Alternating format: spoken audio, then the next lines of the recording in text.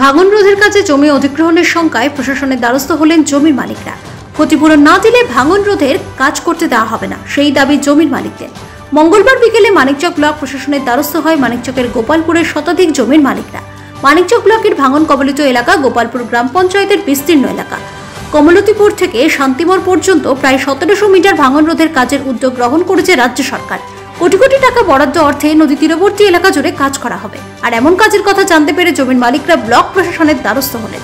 তাদের অভিযোগ, বিগত দিনের নদী ভাঙনের তাদের সর্বস্ব নদী গর্ভে তলিয়েছে। যতটুকু সম্বল বেঁচে রয়েছে সেটির যাতে ন্যায্য মূল্য প্রশাসনের তরফে দেওয়া হয় সেই দাবিই তাদের জমির উপর দিয়ে ভাঙন রোধের কাজ করা হবে, এমনটাই আশঙ্কা করছেন জমির মালিকরা। তাই জমি যদি প্রশাসন অধিগ্রহণ করে তাদের ন্যায্য মূল্য দিতে হবে। প্রশাসন যদি ন্যায্য মূল্য না দেয় তাহলে কাজ করতে দেবেন না বলেছেন জমির মালিকরা।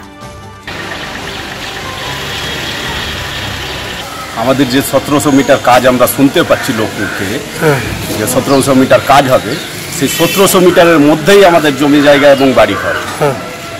ইতিপূর্বে আমাদের 3 বার ভাঙনে আমরা পড়েছি, জমি জায়গা সব হারিয়েছি।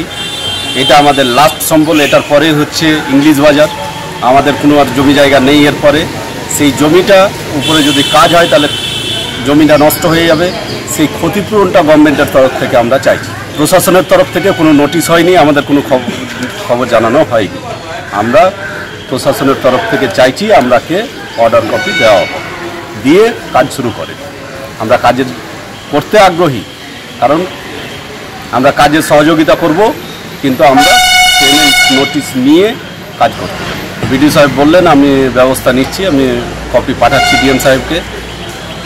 আমরা যদি সেই গভর্নমেন্টের তরফ থেকে ব্যবস্থা না হয় তাহলে দরকার হলে আমারও অনশনে বসবো। সেই যে জায়গায় 1700 মিটারে কাজ হবে সেই 1700 মিটারের সমস্ত জমি লোকজন নিয়ে আমরা ওইখানে হাজার হাজার লোকের একটা অনশনের জায়গা তৈরি করে দেবো, অনশনে বসে যাবো আমরা।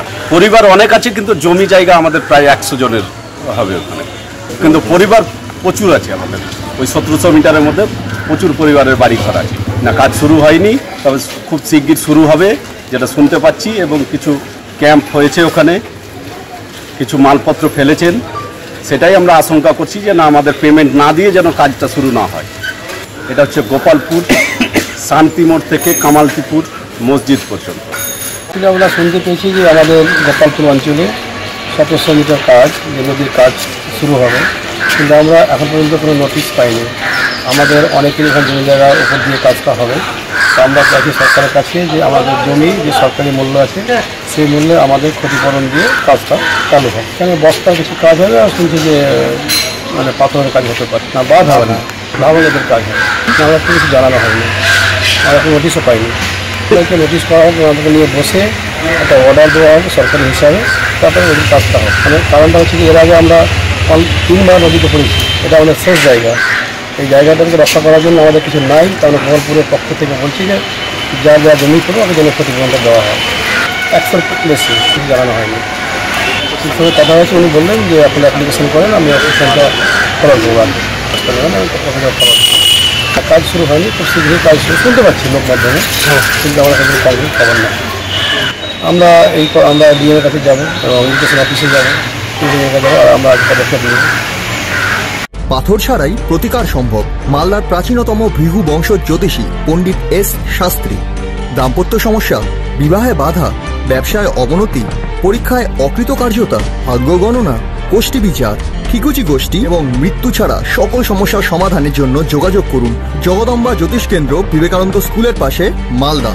মোবাইল 09730278332 অথবা 09332056956।